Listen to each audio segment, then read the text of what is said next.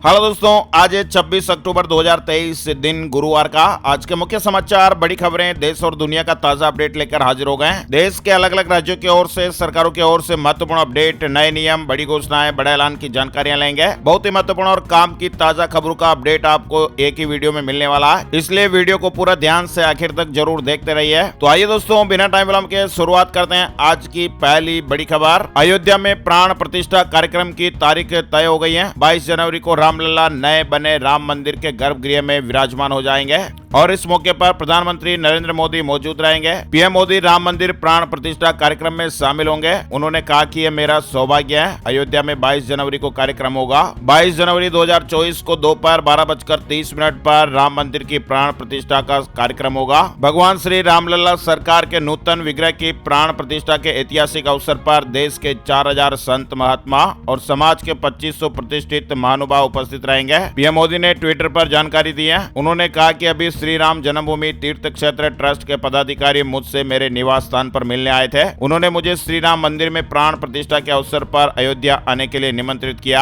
मैं खुद को बहुत धन्य महसूस कर रहा हूँ। ये मेरा सौभाग्य है कि अपने जीवन काल में मैं इस ऐतिहासिक अवसर का साक्षी बनूंगा। वहीं आपको बता दें, महाराष्ट्र और गोवा के दौरे पर आज प्रधानमंत्री नरेंद्र मोदी जी शिरडी में पूजा के बाद राष्ट्रीय खेलों का उद्घाटन भी करेंगे। 26 अक्टूबर से 9 नवंबर तक चलने वाले इस महाकुंभ में विभिन्न खेलों के लगभग 10,000 एथलीट भाग लेंगे। पीएम मोदी दोपहर 1 बजे शिरडी के साईं बाबा मंदिर अहमदनगर में दर्शन और पूजन करेंगे और इसके बाद अहमदनगर में 2:15 पर नीलवंडे बांध में जल पूजन करेंगे। डैम बनने में लेट लतीफी के चलते इस डैम से पानी के लिए किसानों को 53 साल इंतजार करना पड़ा, जो इंतजार अब जाकर खत्म हो रहा है। करोड़ों की परियोजनाओं का शिलान्यास और उद्घाटन होगा। पीएम मोदी शिरडी से गोवा जाएंगे और गोवा के फतोरडा स्टेडियम में प्रधानमंत्री नरेंद्र मोदी शाम 6:30 बजे 37वें राष्ट्रीय खेलों का उद्घाटन करेंगे। किसान भाइयों के लिए बड़ी राहत की खबर आ गई है। सरकार ने फर्टिलाइजर पर सब्सिडी के रेट तय कर दिए हैं। रबी के सीजन में 12 करोड़ किसान भाइयों को राहत मिलेगी। 22,203 करोड़ रुपए खर्च होंगे। केंद्र सरकार ने रबी सीजन 2023-24 के लिए फर्टिलाइजर सब्सिडी को मंजूरी दे दी है। किसान भाइयों को दिवाली से पहले 23,300 करोड़ रुपए का एक तोहफा मिल गया।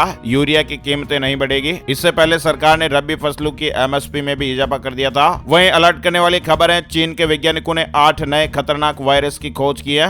एक तो नया कोरोना है, दुनिया को चेतावनी दी गई है। कोरोना वायरस के गढ़ चीन में वैज्ञानिकों ने 8 नए वायरस की खोज की है और इनमें एक तो नया कोरोना वायरस है जिसे COVHMU1 नाम दिया गया है। चीनी वैज्ञानिकों ने चेतावनी दी है कि यह इंसानों को संक्रमित कर सकते हैं और उन्होंने दुनिया को नए वायरस को लेकर चेतावनी दी है। मिरर की रिपोर्ट के मुताबिक इन वायरस के इंसानों को संक्रमित करने की बहुत ही ज्यादा आशंका है। चीनी वैज्ञानिकों की यह खोज वायरोलॉजिका सिनिका जर्नल में प्रकाशित हुई है, जो चीन के सरकारी संगठन से जुड़ी हुई है। भारत ने कनाडा के लिए फिर वीजा सर्विस शुरुआत की है। आज से सिर्फ 4 कैटेगरी में अप्लाई कर पाएंगे। कनाडा के लोगों के लिए भारत सरकार ने एक बार फिर से वीजा सर्विस शुरू करने का फैसला लिया। इंडियन हाई कमीशन ने बुधवार को ओटावा में कहा कि भारत 26 अक्टूबर से ही कनाडा में वीजा सर्विस को आंशिक रूप से शुरू करेगा। फिलहाल सिर्फ 4 कैटेगरी एंट्री, बिजनेस, मेडिकल और कॉन्फ्रेंस में वीजा के लिए अप्लाई कर सकेंगे। वैसे आपको बता दें, भारत और कनाडा के बीच चल रहे तनाव के बीच एक तरफ कनाडा जाने की तैयारी कर रहे स्टूडेंट में चिंता है, वहीं कनाडा के कई बड़े कॉलेजों के हाथ पांव भी फूले हुए हैं, क्योंकि इन कॉलेजों में 70 से 80% स्टूडेंट भारतीय हैं। वर्ल्ड कप में सबसे बड़ी जीत का रिकॉर्ड बना है। ऑस्ट्रेलिया ने नीदरलैंड को 309 रन से हराया है। मैक्सवेल के नाम सबसे तेज शतक भी रहा। ऑस्ट्रेलिया ने वनडे वर्ल्ड कप में बुधवार को नीदरलैंड पर 309 रन से जीत दर्ज की है और ये वर्ल्ड कप इतिहास में किसी भी टीम की रन के लिहाज से अब तक की सबसे बड़ी जीत है। पिछला रिकॉर्ड 257 रन का था। वहीं दिल्ली में आज से रेड लाइट ऑन और गाड़ी ऑफ कैंपेन की शुरुआत भी होने जा रही है। दिल्ली में लगातार तीसरे दिन AQI खराब श्रेणी में दर्ज किया गया। दिल्ली वालों को प्रदूषण की समस्या से राहत नहीं मिलती नजर आ रही है। दिल्ली में बुधवार को भी लगातार तीसरे दिन AQI खराब श्रेणी में दर्ज हुआ। दिल्ली के पर्यावरण मंत्री गोपाल राय ने बुधवार को बताया कि राष्ट्रीय राजधानी में वाहनों से होने वाले प्रदूषण पर अंकुश लगाने के लिए आज यानी 26 अक्टूबर से ही रेड लाइट ऑन गाड़ी ऑफ अभियान फिर से शुरू किया जाएगा। One nation one election committee की दूसरी मीटिंग हुई है। लॉ कमीशन अध्यक्ष ने कहा कि रिपोर्ट अभी तैयार नहीं, काम चल रहा है। देश में वन नेशन वन इलेक्शन को लेकर बनी कमेटी की बुधवार को दूसरी मीटिंग हुई। ये बैठक दिल्ली के जोधपुर हॉस्टल में 1.5 घंटे तक चली। कमीशन की ओर से जानकारी दी गई है कि फिलहाल 2024 में होने वाले लोकसभा चुनाव के साथ लागू करना मुश्किल होगा, लेकिन 2029 में इसके लागू किया जा सकता है। हालांकि इससे पहले कानून और संविधान में संशोधन करना होगा। रूस ने दुनिया को दिखाई न्यूक्लियर पावर महाविनाशक यार्स मिसाइल को लॉन्च किया है। रूस की तरफ से उसके परमाणु हथियारों को ले जाने वाले सभी तरह के मिसाइलों का अभ्यास किया गया है। यानी यूक्रेन से जंग के बीच रूस की सेना ने अपनी महाविनाशक यार्स मिसाइल के साथ अभ्यास किया। गाजा में अब तक 6546 लोगों की जानें गई है। हमास ने कहा कि 7000 घायलों की जान अभी भी खतरे में है। वहीं तुर्की ने हमास को समर्थन दिया। इजरायल और हमास के बीच जंग का 20वां दिन, जंग अभी भी जारी है। हमास के कब्जे वाले गाजा की हेल्थ मिनिस्ट्री के बयान के मुताबिक गाजा में अब तक 6546 लोगों की जानें गई है। वहीं इजरायल की यूएन में 2 टूक गाजा में जारी रहेंगे हमले। संयुक्त राष्ट्र की बैठक में इजरायल ने कहा कि गाजा में हमले जारी रहेंगे। इजरायल ने संयुक्त राष्ट्र के युद्ध विराम के आह्वान को सिरे से खारिज कर दिया है। वहीं भारत ने संयुक्त राष्ट्र में इजरायल और हमास की जंग को लेकर चिंता जताई है। भारत ने कहा कि वह फिलिस्तीन के लोगों की मदद करता रहेगा। यानी 7 अक्टूबर को शुरू हुआ ये युद्ध आगे कब तक जारी रहेगा, फिलहाल कहना मुश्किल है। इजरायल युद्ध विराम को राजी नहीं है। वह गाजा में ताबड़तोड़ हमले करना जारी रखा है। गाजा में संघर्ष विराम पर सहमति नहीं बन पाई है। रूस और चीन ने यूएनएससी में अमेरिका के प्रस्ताव पर वीटो किया। अमेरिका ने अपने प्रस्ताव में मानवीय विराम का आह्वान किया था, लेकिन युद्ध विराम का नहीं। साथ ही यह सुनिश्चित करने को कहा गया था कि सुरक्षा परिषद द्वारा पारित किसी भी प्रस्ताव में इजरायल और गाजा में हिंसा के लिए हमास को दोषी ठहराया जाए। वहीं रूस का प्रस्ताव गाजा में युद्ध विराम पर केंद्रित था। फिलहाल गाजा में इजरायल की बमबारी के बीच संयुक्त राष्ट्र सुरक्षा परिषद की बैठक में संघर्ष विराम पर एक बार फिर आम सहमति नहीं बन पाई है। चीन में देशभक्ति शिक्षा कानून पारित, इसका मकसद जिनपिंग की पार्टी के प्रति वफादारी पैदा करना। 1 जनवरी 2024 से ये कानून लागू हो जाएगा। चीन देशभक्ति शिक्षा को बढ़ावा दे रहा है और इसके लिए वहाँ सरकार ने देशभक्ति शिक्षा कानून पारित किया है। भारतीय मूल के 2 वैज्ञानिकों को मिला सर्वोच्च सम्मान। यूएस प्रेसिडेंट बाइडेन ने मेडल सौंपा है। अमेरिका के व्हाइट हाउस में राष्ट्रपति जो बाइडेन ने 2 भारतीय अमेरिकी वैज्ञानिकों अशोक गाडगिल और सुब्रा सुरेश को नेशनल टेक्नोलॉजी और इनोवेशन मेडल से सम्मानित किया है। यानी अमेरिका में टेक्नोलॉजी के क्षेत्र में उपलब्धि के लिए सर्वोच्च सम्मान है। मराठा आरक्षण पर सियासत गरमाई हुई है। दिल्ली में हाई लेवल मीटिंग हुई। महाराष्ट्र में अनशन शुरू। मराठा नेता मनोज जारांगे पाटिल ने एक बार फिर से भूख हड़ताल शुरू कर दी है। इसी बीच महाराष्ट्र के मुख्यमंत्री एकनाथ शिंदे और उप मुख्यमंत्री देवेंद्र फडणवीस बुधवार दोपहर अचानक दिल्ली पहुंचे और दिल्ली में बीजेपी के राष्ट्रीय अध्यक्ष जेपी नड्डा के घर पर केंद्रीय गृह मंत्री अमित शाह और रक्षा मंत्री राजनाथ सिंह के साथ उनकी बैठक हुई। ग्लोबल वार्मिंग पूरी दुनिया के लिए बड़ा खतरा है, खास तौर से भारत के लिए बहुत बड़ी मुसीबत बनने वाली है। मौसम विभाग की हालिया स्टडी ने इसकी पुष्टि की है। इस रिसर्च में यह सामने आया कि 2060 तक भारत के कई शहर तपती हुई भट्टी बन जाएंगे। इन शहरों में हीट वेव का प्रकोप जानलेवा स्तर तक पहुंच सकता है। ये स्टडी खुद मौसम विज्ञान विभाग के वैज्ञानिकों ने की है और स्टडी में जो आंकड़े मिले हैं वो बहुत ही चौंकाने वाले हैं। हालांकि वैज्ञानिकों का मानना है कि ये आंकड़े आने वाले खतरे से निपटने में मददगार साबित होंगे। चक्रवात हामून की क्या ताजा स्थिति चल रही है, आईएमडी ने अपडेट दिया है। मौसम विभाग के मुताबिक चक्रवात हामून के कारण भारत के तटीय क्षेत्रों पर हल्की बारिश देखने को मिली। वहीं अगले 24 घंटों में भी पूर्वोत्तर राज्यों में हल्की से मध्यम बारिश होने की संभावनाएं हैं। चक्रवाती तूफान हामून बुधवार यानी 25 अक्टूबर को बांग्लादेश के चटगांव को पार कर गया और इस दौरान वहां पर 75 से 85 किलोमीटर की रफ्तार से तेज हवाएं चली। मौसम विभाग ने बताया कि बांग्लादेश के तट को पार करने से पहले चक्रवात काफी कमजोर पड़ गया था। केंद्रीय कर्मचारियों की एलटीसी पर बड़ी खबर सामने आ रही है। अब ऐसे खरीदनी होगी एयर टिकट। केंद्रीय कर्मचारी ध्यान दें, एलटीसी का टिकट 3 कंपनियों के माध्यम से बुक किए जाते हैं। कंपनियों को 24 घंटे में कम से कम किराए वाला एक स्लॉट रखना होगा। कर्मचारी इसी स्लॉट में अपना एयर टिकट बुक करेंगे। प्रक्रिया का स्क्रीनशॉट लेना होगा और क्लेम फॉर्म के साथ लगाना पड़ेगा। पत्नी के शिक्षित होने का मतलब ये नहीं कि उसे नौकरी करने को मजबूर किया जाए। दिल्ली हाईकोर्ट ने महत्वपूर्ण अपडेट दिया है। दिल्ली हाईकोर्ट ने कहा कि सिर्फ इसलिए कि पत्नी स्नातक तक की पढ़ाई कर चुकी है उसे नौकरी के लिए मजबूर नहीं किया जा सकता है और ये नहीं माना जा सकता कि वह अलग रह रहे पति से गुजारा भत्ता पाने के लिए जानबूझकर काम नहीं कर रही है। दरअसल अदालत एक याचिका पर सुनवाई कर रही थी जिसमें एक व्यक्ति ने इस आधार पर पत्नी को दिए जाने वाले अंतरिम गुजारा भत्ते की राशि 25,000 रूपए से घटाकर 15,000 रूपए करने का अनुरोध किया था कि वह यानी उसकी पत्नी विज्ञान में स्नातक तक पढ़ी हुई है। वहीं राजस्थान में महिलाओं को हर साल 10,000 रूपए देगी कांग्रेस। 500 रूपए में सिलेंडर भी मिलेगा। राजस्थान के मुख्यमंत्री अशोक गहलोत ने बुधवार को कहा कि राज्य में कांग्रेस सरकार के वापस सत्ता में आने पर 1,05,00,000 परिवारों को 500 रूपए में रसोई गैस सिलेंडर दिया जाएगा और राजस्थान में परिवार की महिला मुखिया को प्रतिवर्ष 10,000 रूपए की सम्मान राशि दी जाएगी। आपको बता दें राजस्थान विधानसभा की 200 सीटों के लिए 25 नवंबर को मतदान होगा। वोटों की गिनती 3 दिसंबर को होगी। ऑनलाइन गेमिंग कंपनियों को 1 लाख करोड़ का नोटिस, जीएसटी अथॉरिटीज ने गुड्स एंड सर्विसेज टैक्स को लेकर जवाब मांगा है। ईपीएफओ सदस्य की बिना नॉमिनी दर्ज किए मृत्यु होने पर किसे मिलेगा मुआवजा। आपको मालूम होगा ईपीएफओ की ओर से हर सदस्य को पेंशन और बीमा जैसे लाभ दिए जाते हैं। सदस्य मृत्यु होने पर पीएफ में नॉमिनी न होने पर ये लाभ किसे मिलेंगे। वैसे तो आपको मालूम ही है सदस्यों को अपने पीएफ अकाउंट में नॉमिनी जोड़ना जरूरी है, लेकिन अब सवाल उठता है कि अगर किसी सदस्य के पीएफ अकाउंट में नॉमिनी नहीं जुड़ा है तो ये फायदा किसे मिलेगा। वैसे आपको बता दें अगर किसी सदस्य की ओर से अपने पीएफ अकाउंट में नॉमिनी ऐड नहीं किया गया है तो ईपीएफ स्कीम 1952 के नियम के मुताबिक सदस्य की मृत्यु होने पर पीएफ का पैसा परिवार के सभी सदस्यों में बराबर बांट दिया जाएगा। अगर सदस्य के परिवार में कोई नहीं है तो उसके कानूनी उत्तराधिकारी को पीएफ का पैसा और लाभ मिलेगा। ईपीएफओ की ओर से हर सदस्य को 7 लाख रुपए का बीमा भी दिया जाता है। अगर किसी सदस्य की जान चली जाती है तो उसके परिवार को बीमा की राशि ईपीएफओ द्वारा दी जाती है। पंजाब नेशनल बैंक ने ग्राहकों के लिए अलर्ट जारी किया और कहा जिन करंट और सेविंग अकाउंट में 2 वर्ष से लेन देन नहीं हुआ है उसे निष्क्रिय मान लिया जाएगा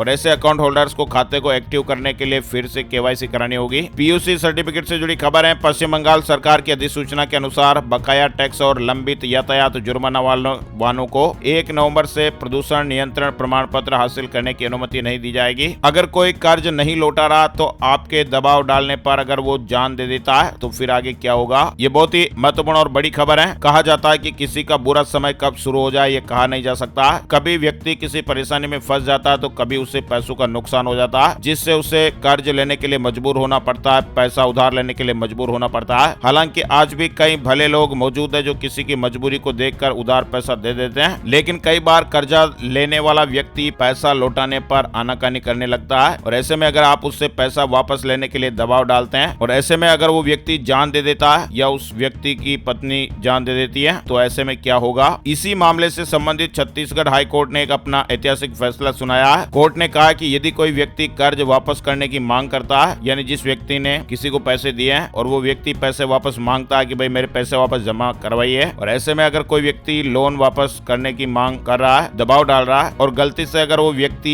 या उस व्यक्ति की पत्नी अगर जान दे देते हैं तो इसे जान देने के लिए उकसाने वाला मामला नहीं माना जाएगा। हाईकोर्ट ने कहा कि यदि कोई व्यक्ति कर्ज वापस करने की मांग करता है तो इसे जान देने वाला मामला उकसावा नहीं माना जाएगा, क्योंकि कोई भी कर्ज देने वाला व्यक्ति निश्चित तौर पर अपने पैसे वापस लेना चाहेगा। इस तरह की कोई याचिका थी उसे खारिज कर दिया गया। हिसार में बिना फोन किए मिलेगी पुलिस सहायता, एएसपी ने कहा 112 इंडिया ऐप डाउनलोड करें, आइकॉन को प्रेस करते ही रेस्पॉन्स मिलेगा। हिमाचल प्रदेश में सुबह शाम कड़ाके की सर्दी देखने को मिल रही है। शिमला से ज्यादा मैदानी इलाकों में ठंड पड़ रही है। पर्यटकों को गर्म कपड़े साथ लाने की एडवाइजरी दी गई है। हरियाणा प्रॉपर्टी आईडी सर्वे पर सरकार का एक्शन हुआ है। घोटाले की शिकायत पर कंपनी को ब्लैकलिस्ट कर दिया गया। टेंडर एग्रीमेंट के साथ पेमेंट भी रोक दी गई है। दिल्ली सरकार के मंत्रालयों में बड़ा फेरबदल हुआ है। सौरभ भारद्वाज का जल विभाग अब आतिशी देखेंगे, वहीं आतिशी से पर्यटन, कला और संस्कृति विभाग लेकर सौरभ भारद्वाज को दिया गया। Orissa subordinate staff selection commission OSSC की तरफ से लाइव स्टॉक इंस्पेक्टर और फॉरेस्टर गार्ड फॉरेस्टर के पदों पर भर्ती के लिए नोटिफिकेशन जारी हुआ है। वायु प्रदूषण को रोकने के लिए महाराष्ट्र प्रदूषण नियंत्रण मंडल अगले महीने भर में BPCL, HPCL, RCF, Tata power और औद्योगिक क्षेत्रों के एयर पोल्यूशन पर 1 महीने तक रोजाना ध्यान रखें और उचित कार्रवाई करें।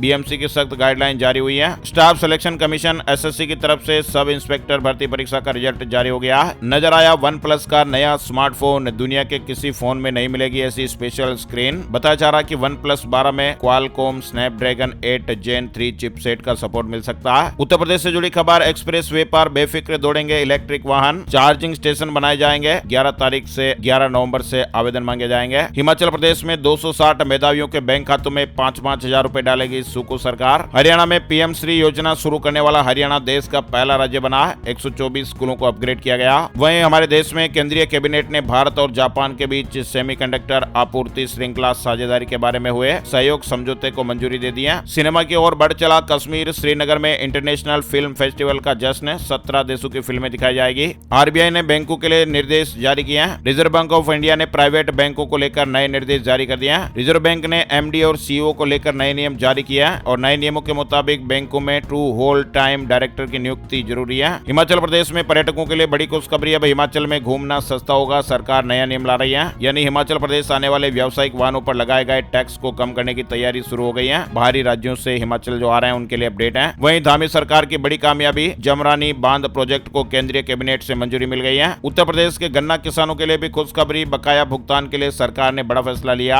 बिजली निगम देगा 1361 करोड़ रुपए। उत्तर प्रदेश में इन लोगों को गैस सिलेंडर खरीदने पर नहीं मिलेगी सब्सिडी। अगर लाभ लेना चाहते हैं तो जल्द से जल्द बैंक जाएं और अपने खाते को आधार से लिंक कराएं। अगर ऐसा काम नहीं करते तो आपको सिलेंडर खरीदने पर मिलने वाली सब्सिडी का फायदा नहीं मिलेगा। उत्तर प्रदेश में बिजली सस्ती होगी, प्रति यूनिट रेट पर बड़ी छूट मिलेगी। फ्यूल सरचार्ज में कमी से फायदा मिलेगा। यूपी के बिजली ग्राहकों के लिए गुड न्यूज है, बिजली सस्ती होने जा रही है। प्रति यूनिट रेट पर बड़ी छूट देने का प्रस्ताव दाखिल कर दिया गया है। वहीं यूपी से जुड़ा एक और अपडेट है, प्रयागराज महाकुंभ 2025 को लेकर अभी से ही तैयारियां शुरू हो गई हैं। प्रयागराज महाकुंभ कई मायनों में खास होने वाला है। पूरे कुंभ क्षेत्र में तकरीबन 1.5 लाख शौचालयों को स्थापित किया जाएगा। 11,000 स्वच्छता कर्मी जिम्मेदारी संभालेंगे। जेट मशीन से टॉयलेट की सफाई देखने को मिलेगी। QR कोड से शिकायत भी कर पाएंगे। प्रयाग महाकुंभ में अलग अलग तरह से इंतजाम की व्यवस्थाएं जारी हैं। बात कर लेते हैं दोस्तों gold price today, silver price today. 25 अक्टूबर को सोना और चांदी के दामों में गिरावट देखने को मिली है। IBJ की ऑफिशियल वेबसाइट के मुताबिक सोना और चांदी सस्ता हुआ है, यानी दशहरे के बाद सोने चांदी के दामों में कमी देखने को मिली है। बुधवार सुबह सोने का भाव 60,602 रुपए प्रति 10 ग्राम पर रहा। वहीं चांदी का भाव 71,530 रुपए प्रति किलोग्राम पर रहा। मौसम की जानकारी का ताजा अपडेट, संपूर्ण भारत का आज 26 अक्टूबर 2023 का मौसम पूर्वानुमान। मौसम की जानकारी का ताजा अपडेट स्काईमेट वेदर अपडेट के मुताबिक अगले 24 घंटों के दौरान केरल में हल्की से मध्यम बारिश के साथ ही 1-2 स्थानों पर भारी बरसात हो सकती है। पूर्वोत्तर भारत, गंगीय पश्चिम बंगाल, तटीय उड़ीसा, तटीय आंध्र प्रदेश, अंडमान और निकोबार द्वीप समूह और लक्षद्वीप में हल्की बरसात होने का अनुमान है। उत्तर पश्चिम, मध्य और पूर्वी भारत में न्यूनतम तापमान में मामूली गिरावट हो सकती है। आज के मुख्य समाचार ब्रेकिंग न्यूज अपडेट में फिलहाल बस इतनी ही खबरें। ऐसी काम की ताजा खबरों का वीडियो आपको मोबाइल पर हर रोज मिलता रहे, इसलिए इस वीडियो को आप अभी के अभी लाइक कर दीजिए। एक बार इस वीडियो को आप फेसबुक और व्हाट्सएप पर भी जरूर शेयर कर दीजिएगा, ताकि आपके मोबाइल पर बड़ी खबरें, काम की खबरों का जो वीडियो है वो हर रोज आपको दिखाई देता रहेगा। वीडियो पूरा देखने के लिए दिल से शुक्रिया और धन्यवाद। जय हिंद, जय भारत, वंदे मातरम।